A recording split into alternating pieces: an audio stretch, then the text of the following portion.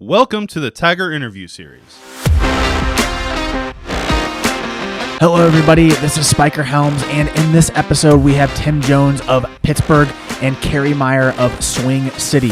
They talk about the differences in baseball and softball community and how the cultures and teaching philosophies are not as different as one might think.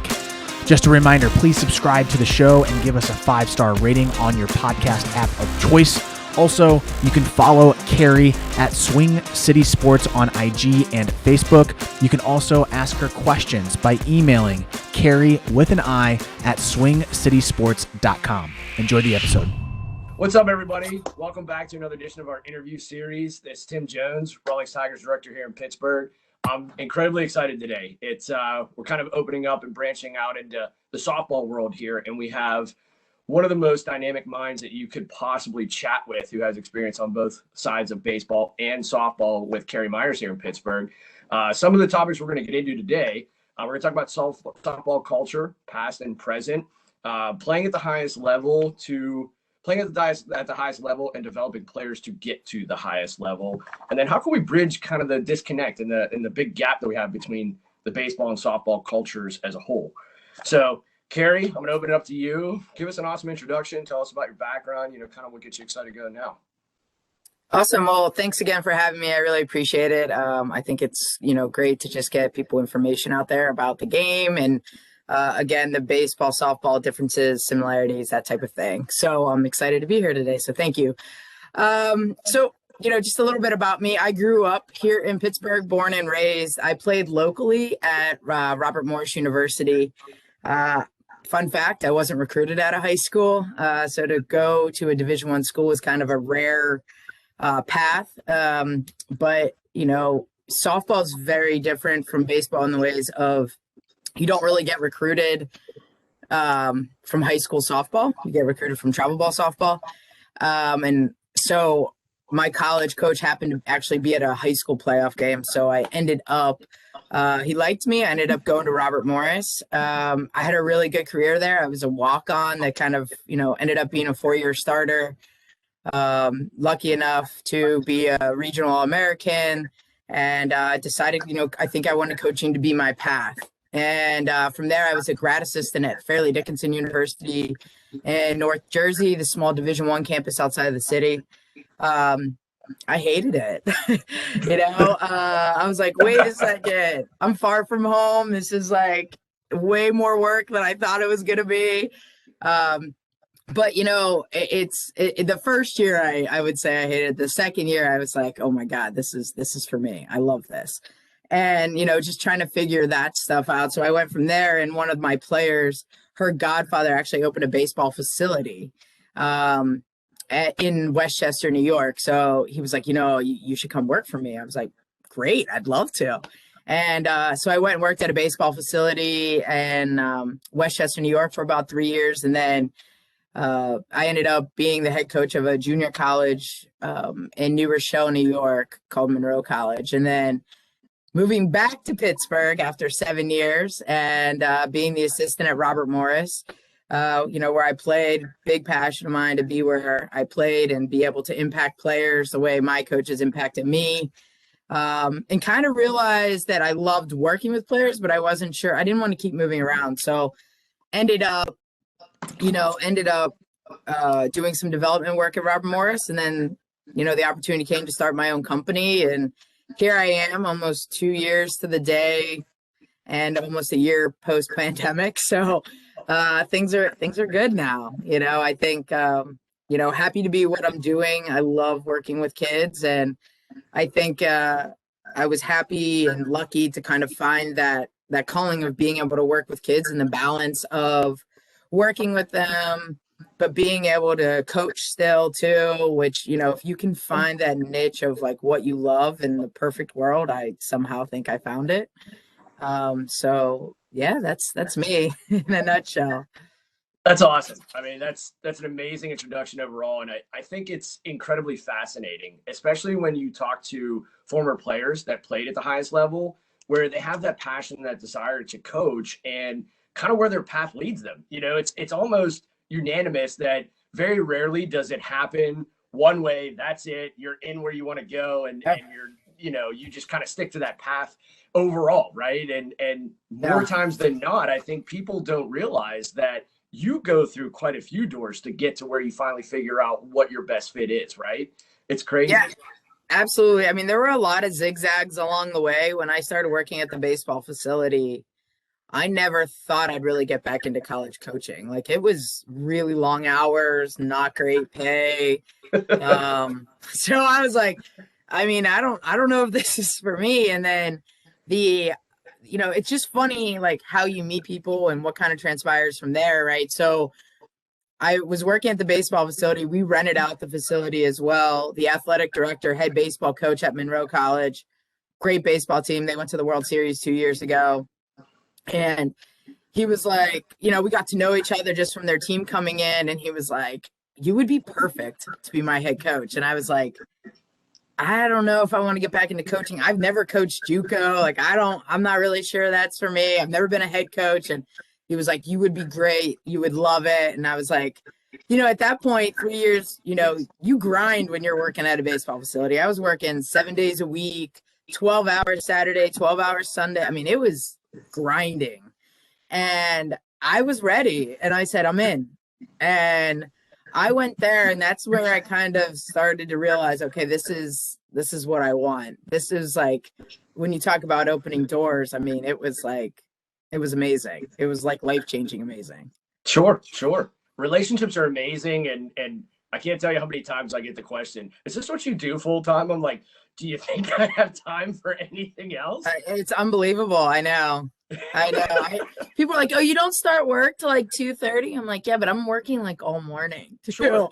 You gotta plan and get things prepared. Yeah. And there's a lot of time you invest into each player in each group session or clinic or whatever you're running at the time. There's a lot of planning that goes into it. And those are the traits that really make a great coach too, because you're detailed, right? You're putting that effort into it. Yeah. I mean, I'm a big believer in, there's no cookie cutter way, and like, making sure that each player's needs and abilities are being met. It's per the player, not per one little system.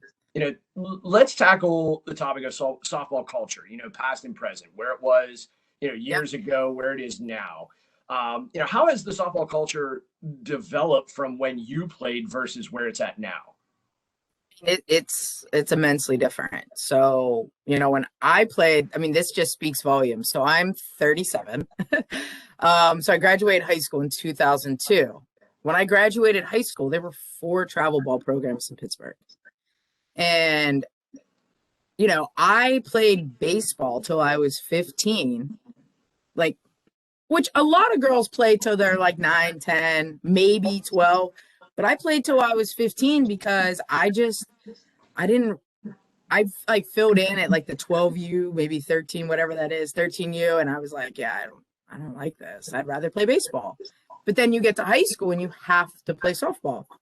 So, and I loved it and I was happy I did. But then I didn't play travel ball till the summer going into my senior year of high school.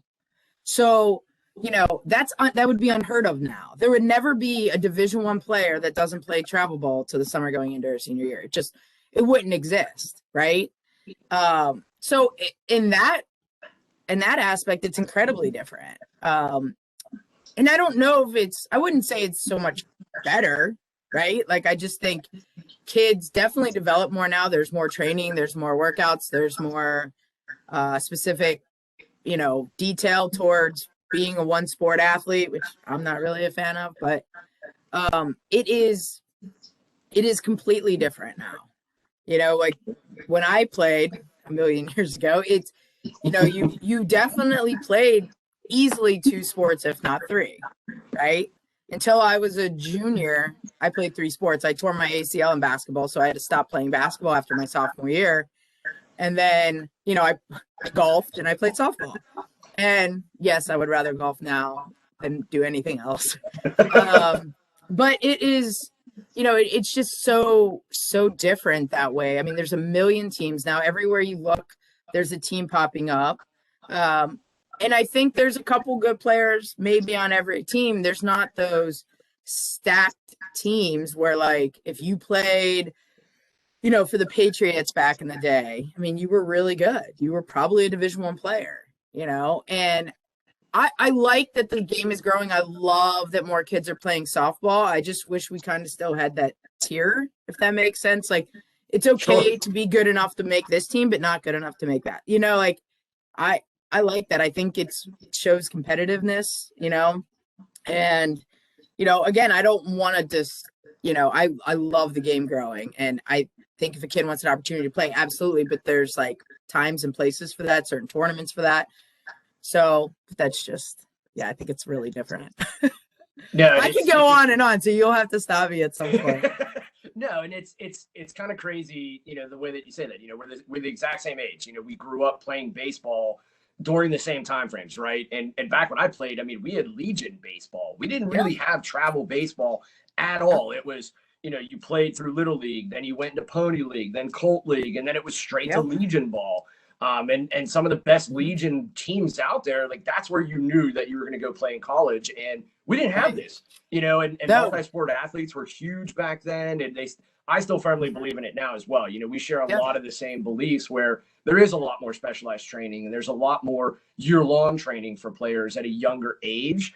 And I still push my players to play basketball and wrestle and do other things now, because your muscles adapt and you're in different environments at the same time. So you get challenged in different ways, right? And it's just, it's the same thing with baseball. There's teams popping up all over the place. You have A, B, and C tournaments. You have open events, whereas before it was more open-ended. And if you were an elite of the elite, like you mentioned, a D1 program player would play for this specific team. And now there's hundreds of softball teams out there, no matter where you look, and there's tournaments every weekend. And it's amazing. It's absolutely amazing. Let me ask you this question. What are some of the positives and the negatives of travel softball right now, just in your mind? Where are we getting it right and where are we getting it wrong? Well, I think the right is the willingness to grow the game, right? Like giving kids an opportunity to play. Like the negative back when I was a kid, I mean, from what my friends say, I didn't try out for any teams, but is if you didn't make that elite team, then you didn't get to play travel ball, which meant you really only played softball like 3 months a year, right? Fall ball was just kind of becoming a thing.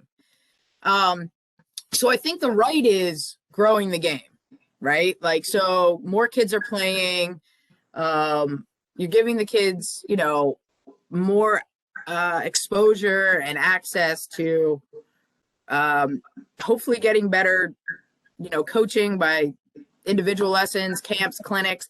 I think my generation and younger players, girls that played, are now getting more involved.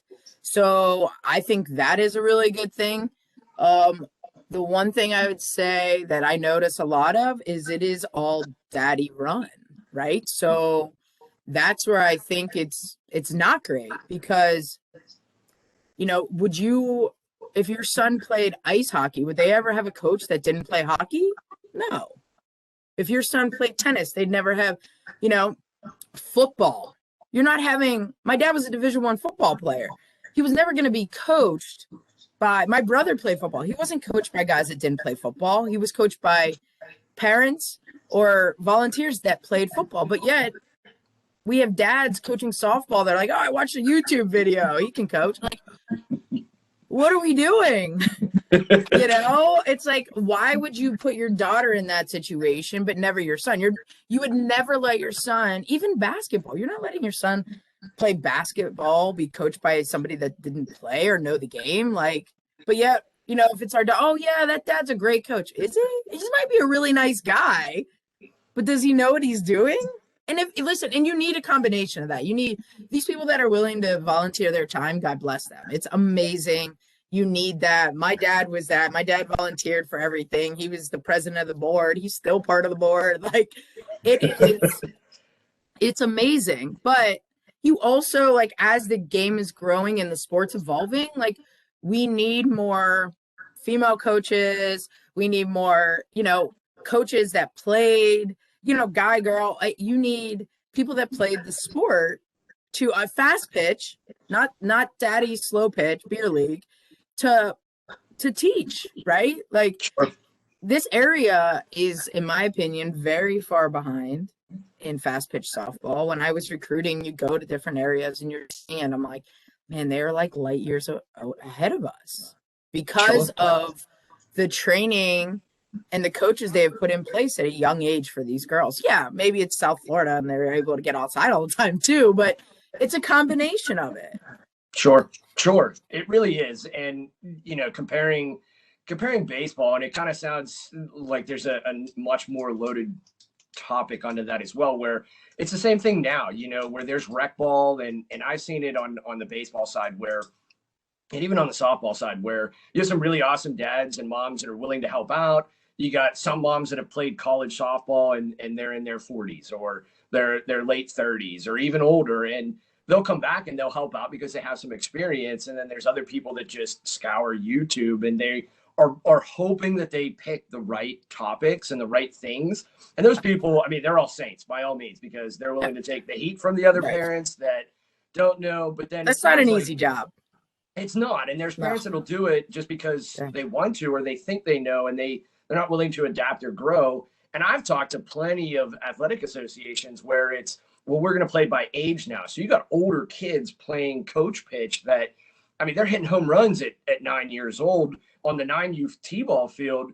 And you got a kid who's 8 who's not ready for that yet. And he's deathly afraid of playing the game. And then same thing with softball, where you try and, 9 and 10, you're trying to teach them how to pitch, like how to stand correctly, and there's a lot of detail that goes into that. And it's a much different beast versus that coach slow pitch versus the fast pitch that's coming in now. And there's a lot of walks and beams that happen just developing. And it's crazy. There's a huge gap between the two, but it almost sounds like the biggest detriment to softball is, parents value more for the boys' side, where they really do focus more on finding a better coach that has experience versus, it's just softball, we'll just go do this. It's like gymnastics. Would you send your daughter to a gymnastics class where the teacher's never done gymnastics?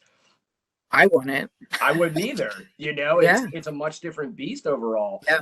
And it sounds like we are on the right path as far as getting exposure, as far as getting them to play and developing them the right way, where development seems to be the biggest missing piece, if you will, where we have the opportunity. And one of the biggest things that's missing is we need a lot more younger female coaches like yourself. And a million times. The one thing I do really like is a lot of my former players that are either coaching now or working full time, and they're giving back to the game. They're getting involved somehow. So like that generation below me, because it's not really my generation. Very few of the girls I played with are still in the game. But I would say that like younger 30s to like right out of college seem to be, more into, I'll give lessons or I'll run a clinic or, I mean, every one of my summer camps, clinics, everything that I do is always with former or current players. Like I want kids to have that exposure, like just to be around and like players that used to be them, right? So like it's exactly what they want to be. And we didn't have that growing up. I wasn't around anybody that played. The first college softball game I saw was the one I played in. That's amazing. Which would be, again, unheard of now. Sure. So, I just want kids to be able to like see it. If you can see it and you're around it, like I had the best answer last night. I asked the 10-year-old. She's 10. She'd be mad if I said she was 9. I've had her on and off with the pandemic. I didn't have her for like half a year, but since about this past fall, and yesterday I just said, what do you want to be when you grow up? Just out of nowhere. You're picking up balls and having random conversations. She said, I want to play pro softball. I was like, yeah, you do. I said, that's why? awesome. She goes, because it's on TV. It's so cool. I'm like, so they see it. Yep. And now, here's a 10-year-old. At 10 years old, I would have been like, I want to be Cal Ripken, not a pro softball player. And I think that's the difference. And I love it.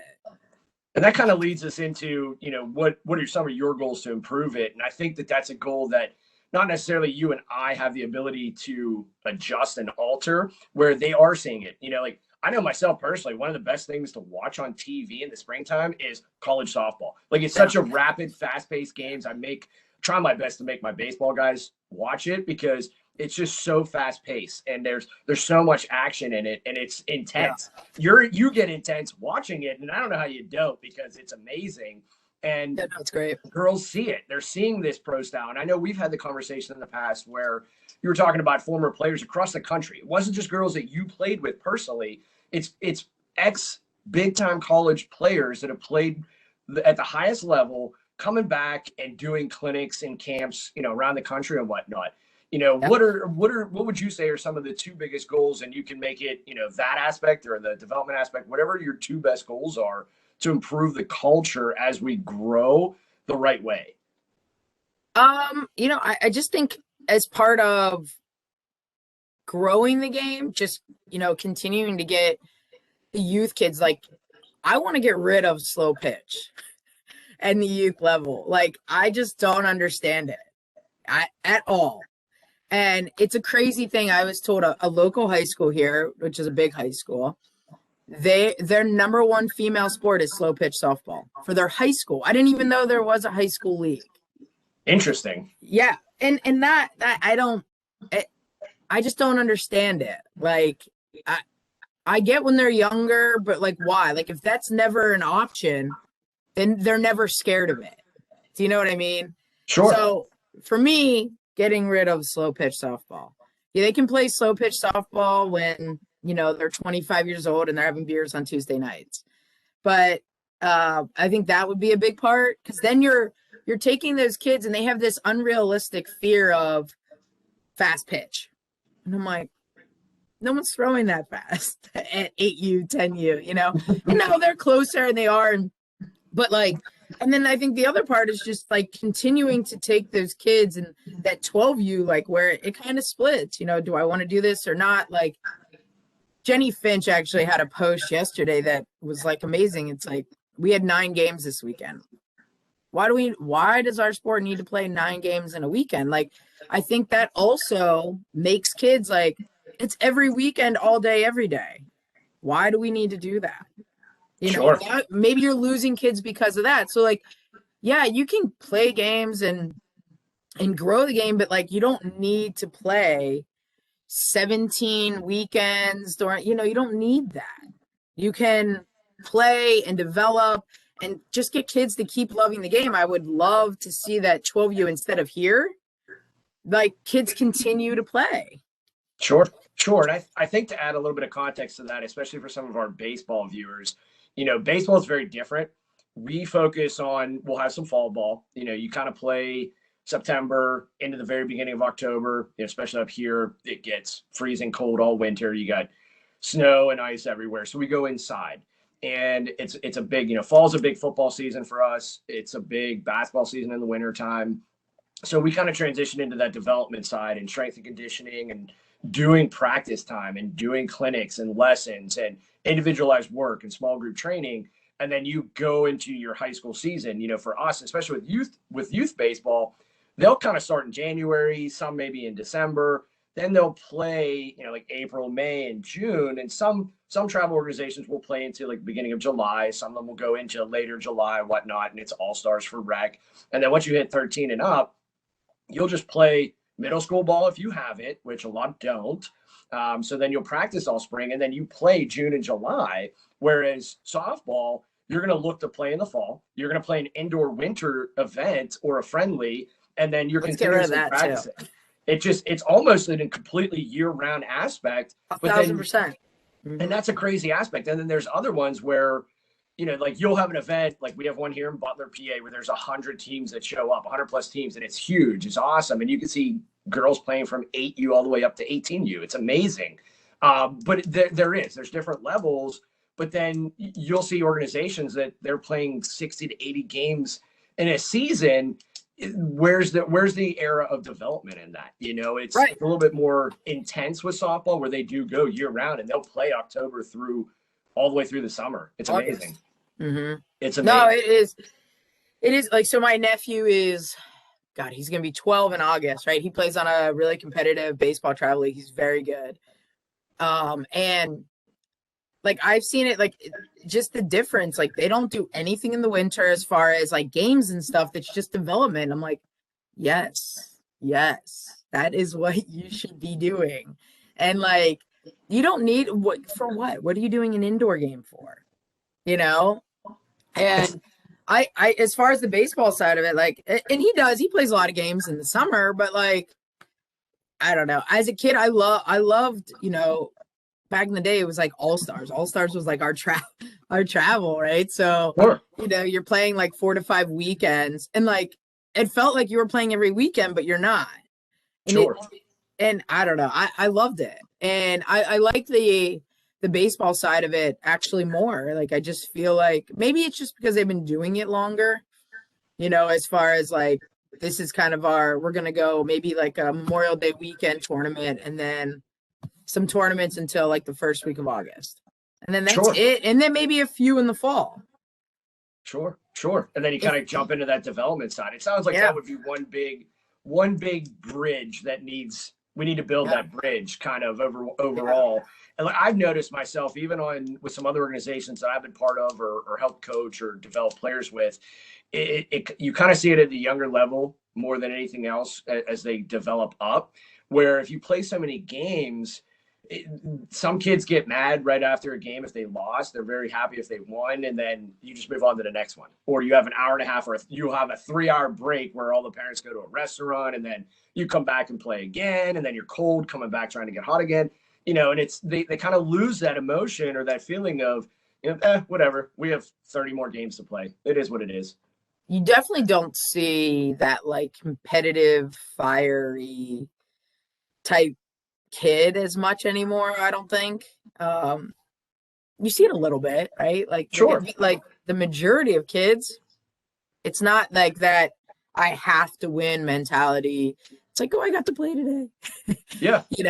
Like when I was recruiting, at least, like that's what I saw. These kids are playing in hopes of getting a Division I scholarship, right? Mm-hmm. And you're looking at them, and I'm like, do you even want to be there, or are you like checking a box? Like I was here today. That makes So, sense. That makes a lot of sense. I would when I would have camps or whatever, and kids would always, we'd leave half hour or whatever. Even now, like in my showcases, we do like a 30-minute recruiting session for each group. And they'll say like, every question, what are you looking for? What, and I say like, listen, if you're playing at these tournaments that I'm going to or was going to, you're a certain level of athlete, right?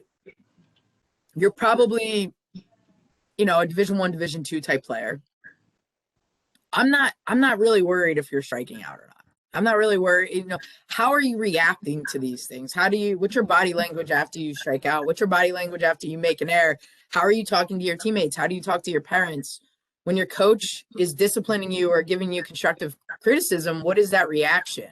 Right? So I look at those things, and then if you're doing the other things, you're a good player, you're having success, you look like a good teammate, like then I'm moving on with that kid. But if you're not able to check the boxes of the first things I talked about, as far as like body language, attitude, effort, those types of things, I'm not interested in how good you are, because if you can't do that at that level, you're not doing it at the highest. Absolutely.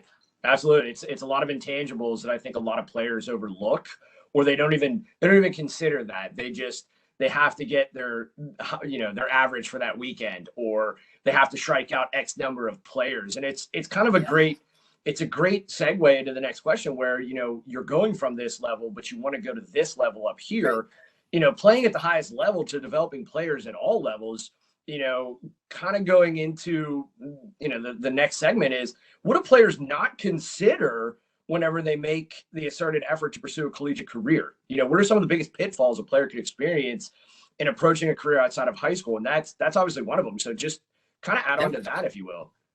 Yeah, I think part of it is not knowing how many schools are out there. I think, and kind of getting caught up in the Division I, Division II, Division III. I think too many kids say, I want to be this player, whether it's baseball, softball, whatever. There is a lot of opportunity to be a college athlete. I never would have ever thought about JUCO had I not been a JUCO coach. That route can be a really, really good route for kids, especially honestly a lot in baseball, just because like I knew how good our program was, and then every kid would go on to be a Division I kid or get drafted, right? Sure. So, and even for softball, like, okay, actually one of my former players is the head coach at Monroe now. So like just having being able to go that JUCO route, and then maybe being able to go to a Division II, Division III, Division I, whatever school to transfer, and now maybe you're ready academically, maybe you're able to get more money now, like it, whatever the case may be. I just think that people get so caught up in the I gotta go play Division I, or I'm gonna go play D3. Like it's an opportunity to play in college, and I think if they can understand that there is a good fit for them anywhere, and making sure that the academic part and the culture of the school and the program should be a really big fit. I think, I mean, especially now the transfer portal, you see so many kids go to a school and I'm going to hop in the transfer portal. It's like, don't use that as an out. Like, do your research early enough. Like, I love it. I had a 7th grader about a month ago say to me, what can I do to stand out in front of college coaches? I said, when are you going to see college coaches? She said, I just, if I go to a camp or something, I want to make sure I'm presenting myself right. I'm like, man, you're already doing it. You're already doing it. Yep. And just, and no one's saying she's not looking up what she wants to major in, right? Like, no kids, I didn't know what I wanted to. I almost changed my major in the middle of college. Like, but she's thinking ahead. Why not? I like this. And you may change your mind, but it's okay to start thinking about these things like, oh, I like this program. Okay, well, look into it. Well, is it close to home as far? Do they have a lot of majors at that school, or do they only have a few, right? Like, your chance of changing, most kids change their majors. So like if you're looking at a school, if you're in high school, you should start looking into programs. Do they have a lot of kids that transfer? What is, do I know anybody on that team? How do they like their coach? What's their relationship? What's the work like during the week as far as, workouts? Is that something I think I can handle? When you're in high school, like you should, if you're serious about playing in college, these are things you should start thinking about. I think it's one of the biggest issues out there. And you hit the nail on the head, is that D1 or bust mentality where I don't think enough people realize, whether it's parents or kids, they don't realize how many scholarships are actually out there per division, how much money is out there. Yeah. It's not, like for guys, it's not football or basketball where you could get a full ride. It just doesn't happen, and having the educational piece, I can't tell you how many times I've had the conversation for both baseball and softball where what's her GPA? What's his GPA? What does he like to do or she like to do as far as an educational piece? You have to know at least a general idea of what do you want to study? Like, do they have your area of study, or at least have options for you? Is it a good culture fit? Culture is probably one of the most overlooked things with a lot of programs now.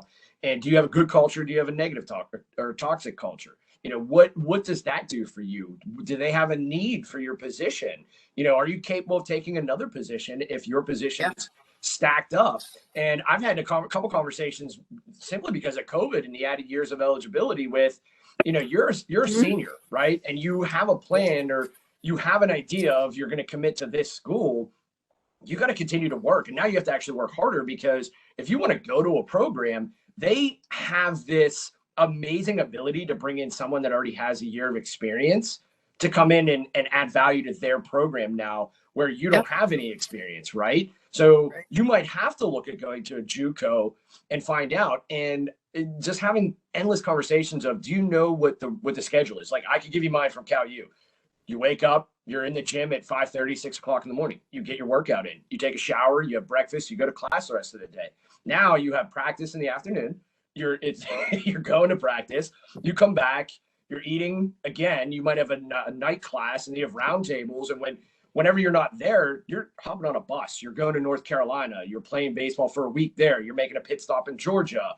Now you're coming all the way back to West Virginia, and then you're coming back home. And there's different things. And when you go D1, you cross time zones, you fly, you do different things. And you have to be able to handle that. You still have to get your work done while you're away. Like you can't fall behind in your classes. So that's another big piece. And there's a lot of high level Division I programs where you have tutors, you have people that are there to help you. But at the same time, if you're not putting the work in, they're going to find someone else that's going to come in and do the work where they don't have to essentially babysit you, if you will. And they don't even look, or they don't even go see a Division II program. Like baseball, the PSAC is highly competitive. There are guys, you go watch a game, you watch a game with Division II there, and you're like, man, can I compare myself to what these guys are doing here? Yes, no, it is what it is, and if you have the opportunity to play, baseball has more opportunity where you have obviously the minor leagues, you can play at different levels. Softball is just kind of starting to get into that pro league, right? So it's a little bit newer where you can't put all your eggs in the same basket. No, and even still, like, so there was the pro league even when I graduated college, right? So I had 2 pro tryouts. At most, I think for the summer, if I made it, it was gonna pay me like $5,000 for an entire summer. I mean, I'm 22 years old. Like, you're out of college. Like, how are you gonna do that? So, but I was willing. I was like, yeah, whatever. And making the pro league for me, yeah, I wanted to continue playing. I felt like I was just kind of like getting into my stride. But for me, it was, if I made the pro league, it was a better opportunity to get a grad assistant position, right? Sure. And even now, I mean, yeah, like we have Athletes Unlimited and the pro league, all that. But, again, those don't pay well. And what are you doing? I can't be your full-time job.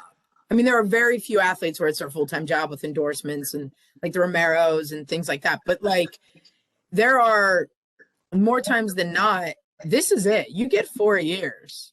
So I always tell kids, like, make the most of it.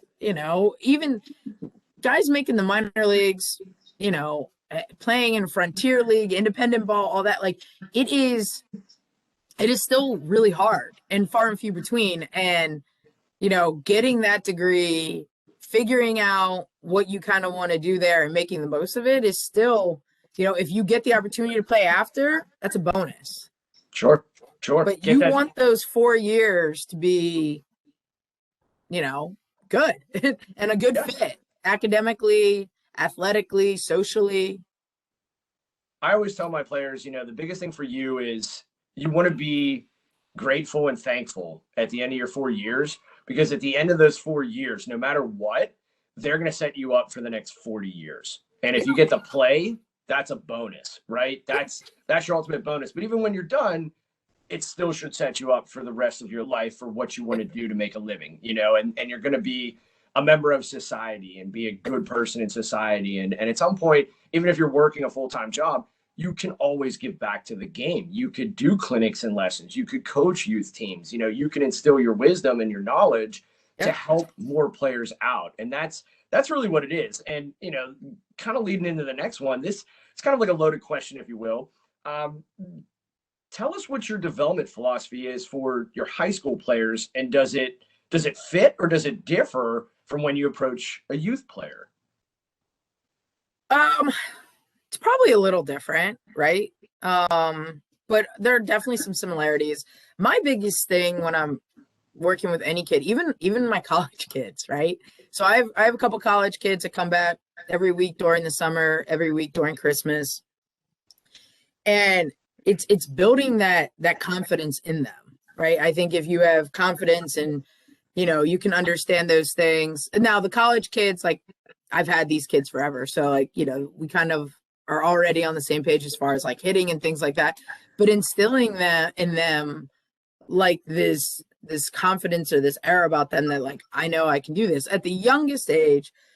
You're wanting them to be, if the moment they have a little bit of success, they hit the ball, they get a hit, they're feeling confident, and then they want to do it again. So the more confident they feel, the more they're going to want to do it, and then the better they're going to get. Yep. The high school kids is a little different, right? So I always say, like, what is the end game here, right? Are you looking to make the team? Are you looking to be a starter on the team? Every kid obviously wants to be a starter on the team, but what is that realistic? Or can you make JV? Can you make varsity? Can you start on that team? And as far as like development goes, it's okay.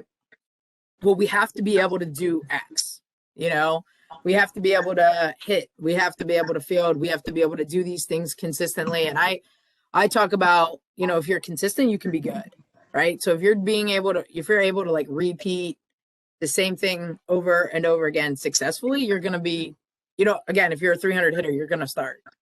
And I mean, I'm a big believer in, building confidence and fundamentals, right? So like when they're younger, you're trying to teach them the very simple fundamentals of the game. And as they get older, you elaborate on those things a little bit. I always tell my kids, the better you get, the more picky I get. So, okay, we hit that pitch, but did we get the most out of it, right? Like we fielded that ball, but did we get rid of it as quick as we can? Because the older you get and the better you get, the quicker, faster, stronger every other kid gets. So how are we doing these things? So, whether I'm working with a baseball kid, whether I'm working with softball, it's the same thing. The better you are, the more in depth I can get, right? Sure. And the better level you play at, the even better the competition gets. So that's why I mean, again, you start with confidence, you start with fundamentals, and then you kind of build from there on their ability and where you think they're going to be. Just because, say I have a 15-year-old and they're hoping they make their high school team. That's okay, right? But I can't tell you how many times I hear from a parent, like just they're more confident in everything else they do now, whether it's school, whether it's, with their friends. Like I like that. I'm like, yeah, it's awesome. Like, that's what I want. Like, you want them to be getting better at the sport, but you want them to feel like confident in what they do, happy with what they're doing and how they're doing it. And sure.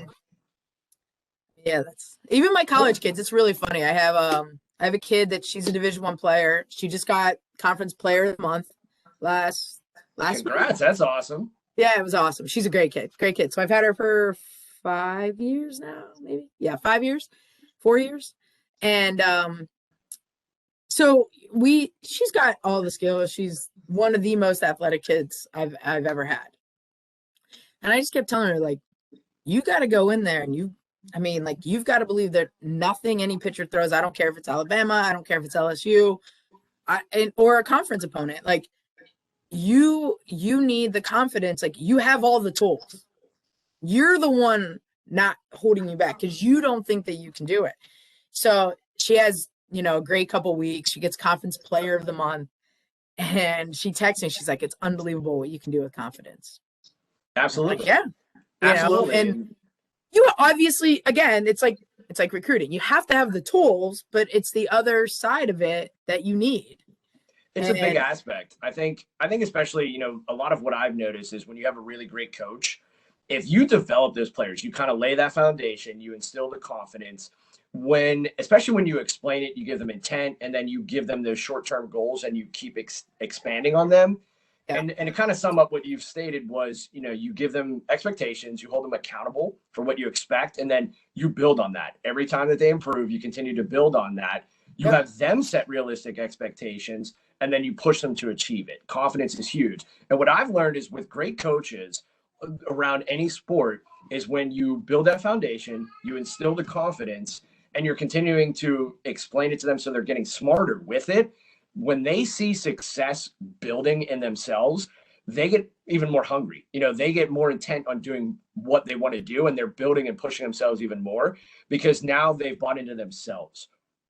The sky's endless at this point, right? You can do whatever you put your mind to now because you have the right mentality to get there. But then you also don't fall into that pitfall of unrealistic expectations and never setting short-term goals to achieve them. Now, let me ask you this question. How do you view softball development compared to your brother's sport of baseball? Is there a difference in communication styles, the approach, and or the technique to it? I hear a good example is I hear this all the time. Well, how do you teach softball hitters how to hit a ball? It's a completely different swing. Or how do you teach softball catchers how to catch? It's completely different. And I'm like, no, they're identical. 100% identical, and you can continue to do what you do on both sides of it. So what's your take on that? I have always been a believer that it's the same. People years ago used to argue with me all the time. Like, dads would be like, well, I brought her to you because she was seeing a baseball guy. I'm like, it's the same thing. Or, and it started when I was in New York. I actually had way more baseball lessons in New York than I did softball. Interesting.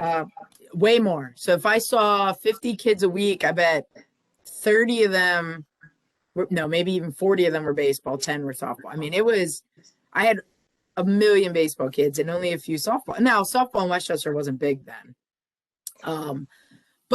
And I would say, like, it's the same thing. And, I had one swing. I didn't change my swing from when I was 15 playing baseball till college. I had the same swing. Actually, my high school coach said, when you get to college, don't let anyone touch your swing. I was like, okay. Sure.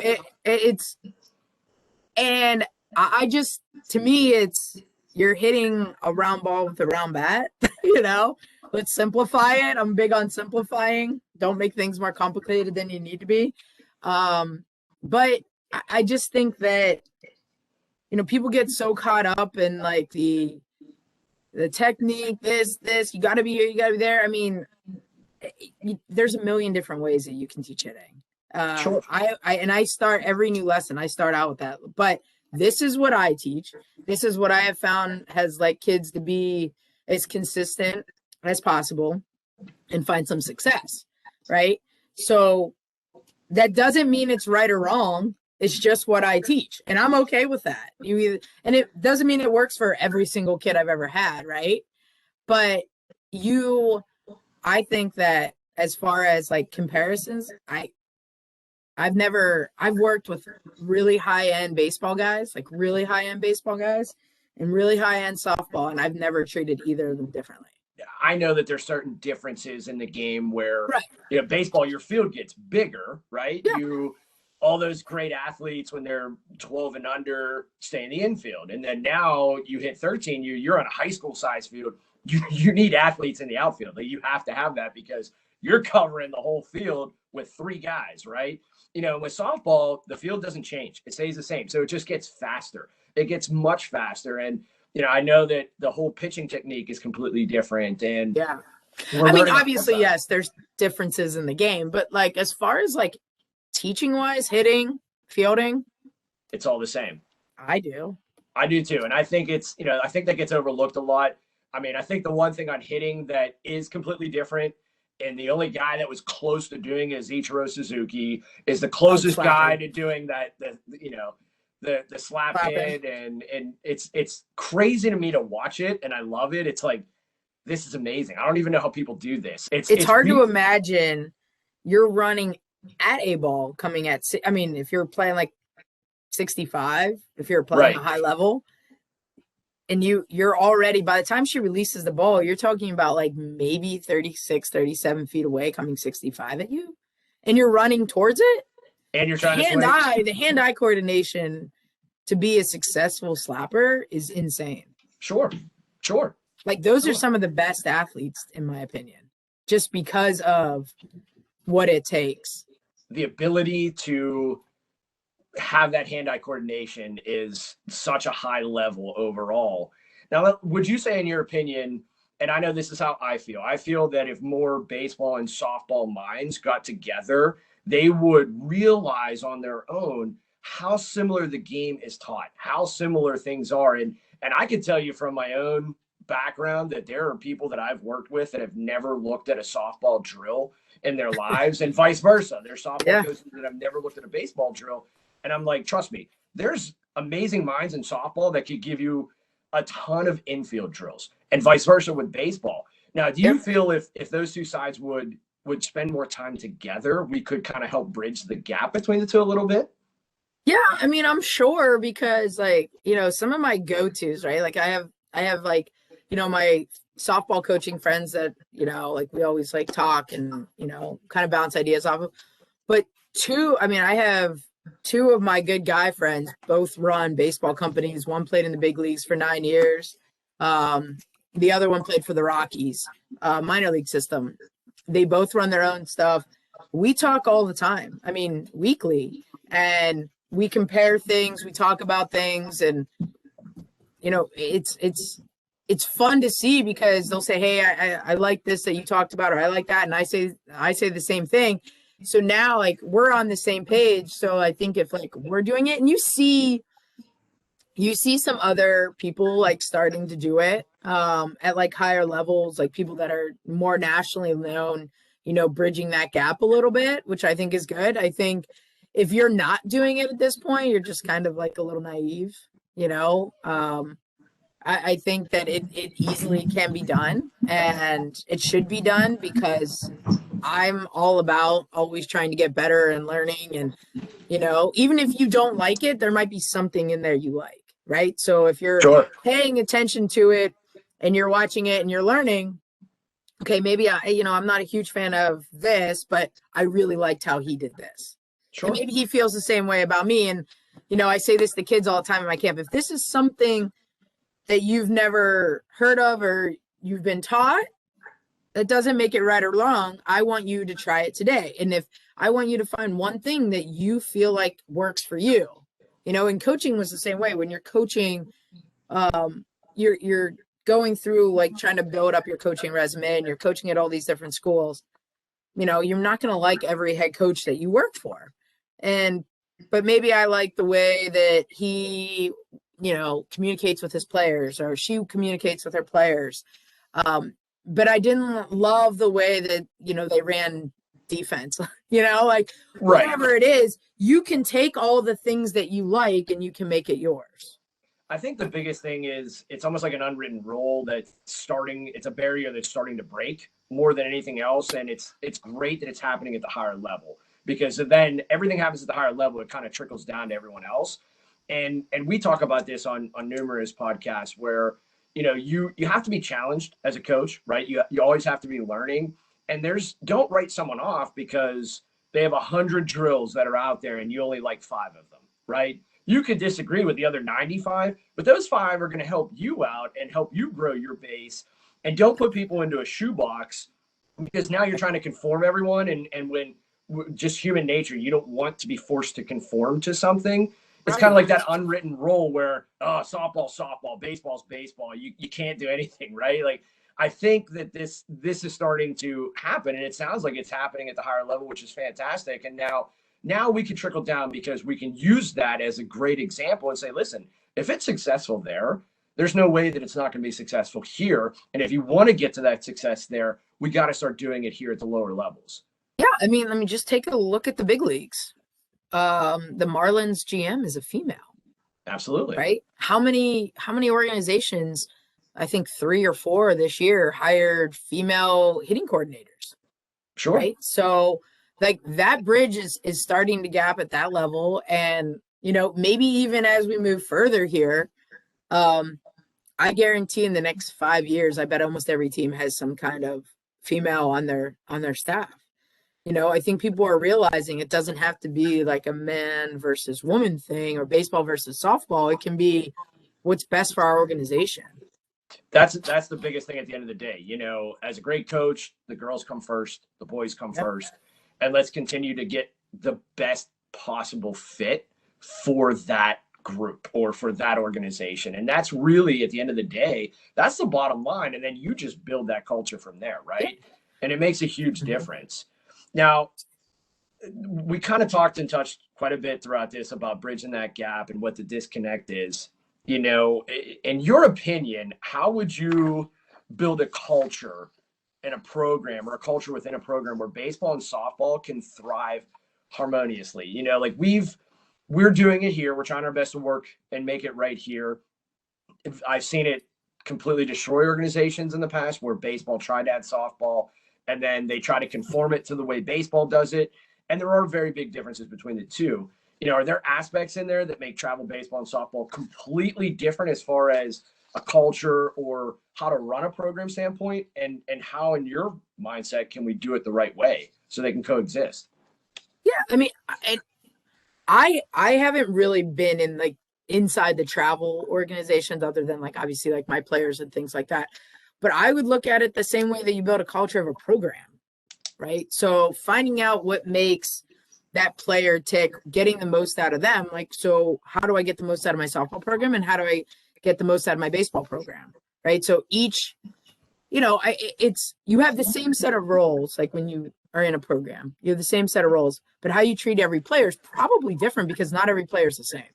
Sure. So you have those guidelines, right? So if I have a baseball, I've never owned teams, or I don't have teams or anything. But if I did, okay, this is what our standards are. This is where we want to be. This is how we treat people. This is how we act. This is how we work. And then it's okay, well, the baseball, softball, how do I get the most out of my softball? What's going to make them the most successful? And then baseball, probably the same way. And it doesn't have to be similar because there's going to be differences. There's going to be differences, how players act, how parents act. And in a way, you want to feed those needs without giving up those core values, right? So I would just say, in order to bridge the gap, understanding the similarities and being good with them, and understanding the differences and being able to adjust to those. That's a good point. That's a good point. And kind of sticking with culture. With us and the Tigers, our culture is everything. We're very big on development first. We've had young players where we're trying to develop them, where we'll point blank ask them questions that pretty much any coach would ask them, and ask them if they understand it. And it's almost unanimous. No, we don't. So we're making them better, faster, smarter, and stronger. We want to develop them. We've had 18 U players tell us, I thought I knew the game. I thought I was ready for the next level. And you tore me down and built me up the best way possible. And now I'm way more advanced than I ever thought. But now I'm working. Like we did a velocity program, and we had kids ask for bands for Christmas. To me, that tells me we made the best impact possible, because they weren't focusing on how fast they were throwing. They were focusing on the health of their arm so they can continue to play the game, right? So in your mind, what are some of the biggest aspects to build a good culture? Like, what do you do with your culture there? And how do you, what are the big aspects of your culture with your organization, with what you do there and your training? Yeah, I mean, I think every one of my lessons knows like what they get, what they see is what they get, right? So I'm a big believer in being brutally honest, good and bad. So I am never gonna be somebody that's giving like what I like to call like false congratulations. Like I'm not gonna just like butt tap all day, just like, hey, good job, but it's not really a good job, right? And you have to understand your lessons and know what kids can kind of take what. But, celebrating, I always tell them, like, I tell you when you do something wrong, but you also need to know when you do something right. So understanding that and being okay with failing. I think kids really struggle with failing today. So I tell them, like, this is a game of failure. You have to understand those things, because outside of baseball and softball, you're going to fail at life, and that's okay. But you need to know how to react to it. Like, okay, so I didn't get my way, or I didn't get the job, or I didn't, make the team. What do I do next? Okay, well, you work harder. You find a different way. There's always, and I think when my players come to me, they understand that thing. Like, I don't let them pout. There's no pouting. When they're having a bad lesson, I said, listen, not every day when you hit is a good day. You can get, but how are you going to make the most out of your time here? And you have to find a way of working on something to improve, right? So like, even if I'm not having a great day hitting, what did I get better at today? Well, one, you're here. That's better. And two, like, just finding a way to fight through the days where you're not good or you don't want to be there. Sure. And, especially this time of year, right? So like kids are in high school ball, they're in middle school ball, they maybe even have a travel thing going on. So it is, when they come to me, sometimes they're really tired. Okay, well, that's not an excuse. What are we going to do with your 30 minutes or your hour today? Sure. How are we going to make the most of it? Now, I'm not there to like crush them by any means, but how do we fight when we're tired? How do we get the most out of it? So I think the culture is, coming with a purpose, making the most out of our time, and how, to fight through things that aren't always easy. I like that. I like that a lot. I respect that a lot as well. I think it's a big aspect. And you're right. Failure is baseball and softball, or if you want instant success continuously, those aren't the sports for you, because there's more failure involved in all of them. And I always tell my hitters, pro guys, they fail 7-8 times out of 10 continuously, and they're getting paid tons of money to play the game. So trust me, if you fail, it's okay. We're not great, but we're not terrible either, but we can get better every single day, right? And we can do it. If you rely on talent, everyone else that works this hard every day is going to continue to get better and be better than those kids that rely on talent alone. It's a big difference. As far as like the cultural aspects, just from what you've seen from back when you played to now, I feel that there is a wedge, like a cultural wedge between baseball and softball. And I've been told that numerous times. I don't agree with it personally. Do you feel that there really is a cultural wedge, or do you think it's just an unwritten misnomer rule? I don't know, honestly. Like, as far as like, I haven't been around enough baseball travel. Are you referring to travel or just in general? I would say travel. Like for me, it's not really a culture divide. It's more or less just price point divide. But it can be. There's definitely a price point divide for sure. There is, and is that necessarily a cultural thing, or is it more or less? I think it's just a lack of knowledge thing. I think it goes back into who's coaching these kids, who's coaching the softball. Dads. Good You point. know what I mean? Good point. Like, so I depending on, now there are programs around here that have current and former college softball players coaching them, which is great. Or like I go and I run practices for these organizations, right? Great. But a lot of them, like parents, I also think that depending on the level of the program, parents are also going to say, well, it's become like a tradition. Like, very few teams are over $2,000 to play softball. Very few. Right. And if they are, they're the higher end teams, right? And those kids are going to go play in college at high level colleges, and I think it's part of just, there's a million teams. If I don't like the price point, I'll start my own, or I'll fundraise. By the way, you're still paying. I don't know if people realize that. I don't think they do.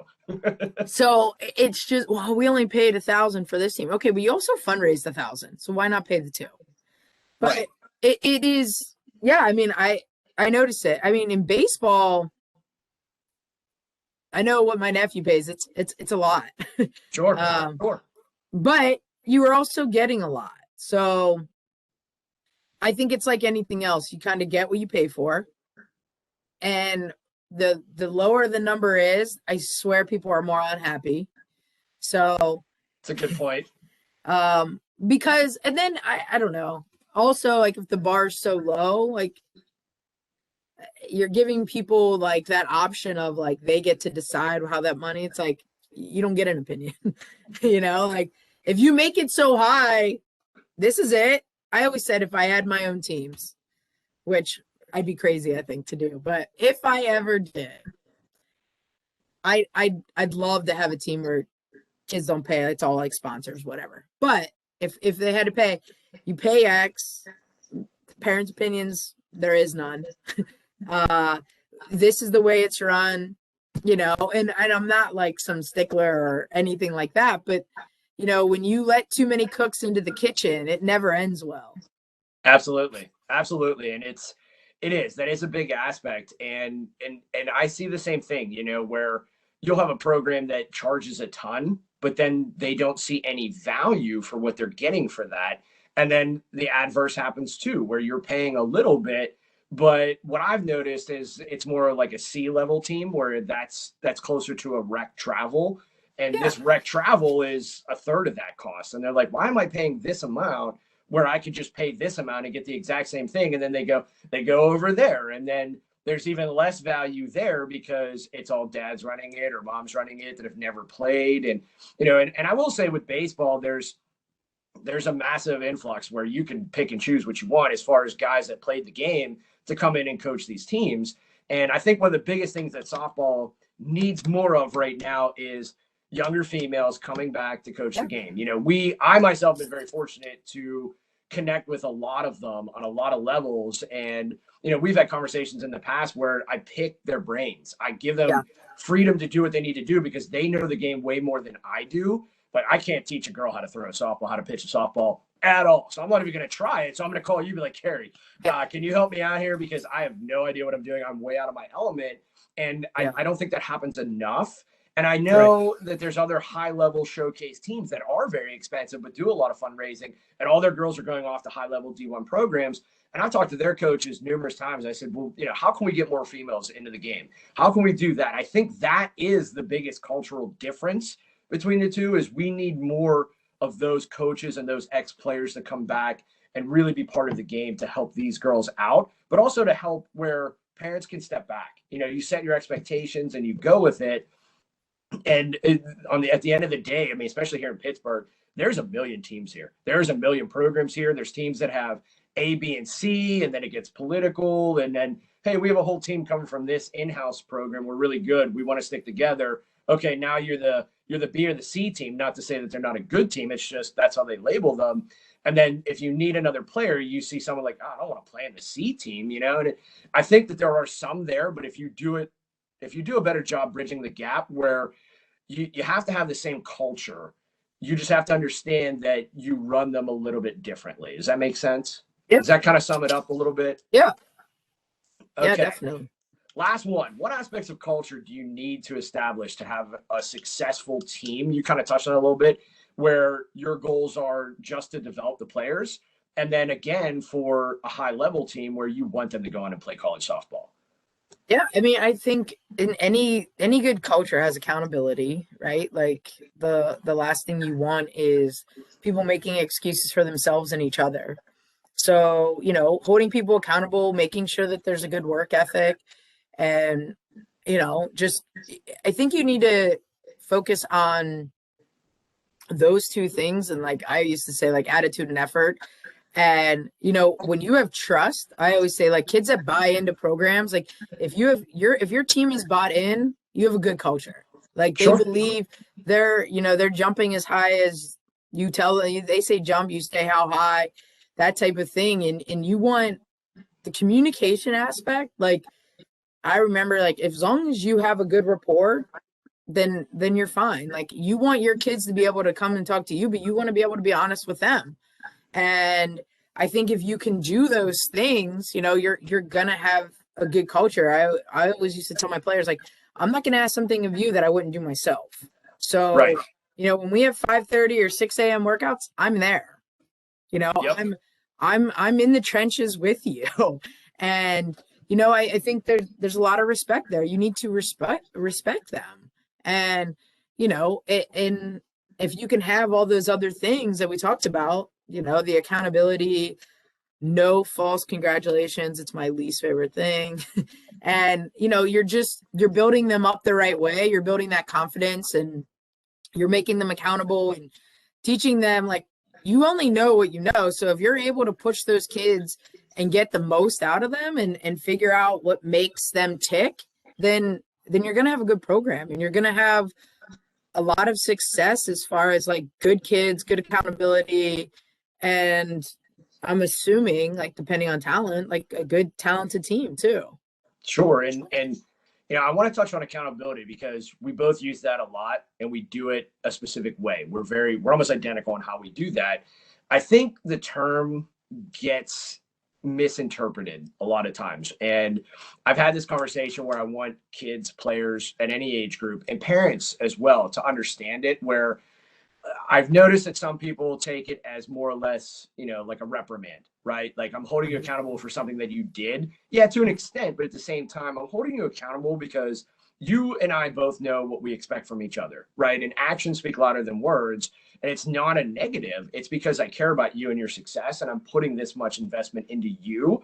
And I want you to equal that investment in yourself and value me as well, where it's good coaches hold people accountable, whether it's another coach, whether it's another player, because they want and expect the best version of you. And they know that you're capable of doing it, right? It's not a knock. It's not a negative, like, no, I'm reprimanding you, I'm punishing you. No, I want you to stick to this. And I know that you can be successful. Like, is that how you view it? It sounds to me like that's how you view it too. Yeah, I also think that like when you're accountable, like it's like anything else. Okay, well, I didn't do this properly 100% the right way, whatever the case may be. It's just another form on how to get better. Right? So like when you're holding somebody accountable for something, it's ways of improvement. It's getting that a little bit better at whatever it was. It's part of life and learning of, today as dumb as it is, okay, I didn't answer every email. Okay, well, I need to focus on that, get to this email. Like I'm holding myself accountable. Sure. And with players, you're holding them accountable. You have to be here at this time. You have to, well, that's part of it. I guarantee I made a kid run once. She thought she was at student teaching. She's a college Division I player. She's at student teaching. There's a group text of practice time was changed. She didn't see it in this long group text that was going on. And practice starts. We're about to scrimmage. And I call her and I say, "Where are you?" She's like, "I'm making dinner." I'm like, "Get to practice." And she's like, "But practice is at." I was like, "Get here." So she got there. We get on with the scrimmage after practice. I was like, "Listen, you were late. I told you run a pool for every minute you're late." And her teammates ran with her. And I guarantee to this day, this is 5 years ago, I guarantee she's never late for anything in her life ever again. I guarantee it. It's a life lesson. It is how you get better.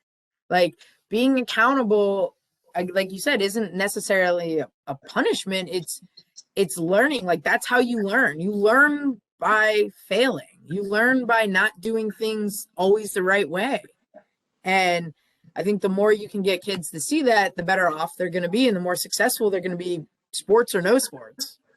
It's a big aspect. And especially for the programs that do it for even the best players on the team, where no one is above the rules or anything. Yeah, Keri, this was awesome. We've learned a lot. We've talked a lot about, how to develop players with a foundation, and it grows and adapts as they get older. Setting goals, set goals every year, set goals every session, do it every session, whatever the case is.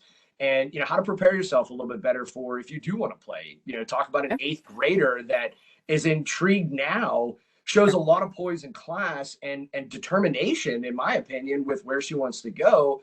And you got 18-year-olds that haven't even yet touched the surface on that, but they want to play at the next level. Yeah. It's not just about your play. It's about how you carry yourself. How do you react to things? How do you deal with adversity? There is some differences between the game, but it's not necessarily a culture difference. Stick to a great culture. Let's get more females into the game. This is fantastic, very eye-opening as well. I certainly hope this leads to more conversations and, working more in depth with you as well and more conversations and just having a blast trying to build players up the right way is really the bottom line, right? That's absolutely. I mean, yeah, absolutely. You always want what's best for the kid. And then, the more you can see the game grow and see their successes, the better. Absolutely. And for anybody that's out there, we'll get you some information from Keri, and she does other podcasts and she does some online stuff as well. Please, by all means, go check her out. She's fantastic. I don't care if you do baseball or if you do softball, check her out. She's definitely worthwhile to listen to and learn from as well. So I can't thank you enough, Keri. This has been an awesome conversation. Thank you. I really appreciate it. It's always fun to talk baseball and softball. I'm happy to do it. Thank you again. Awesome. Thanks, guys. All right, take care.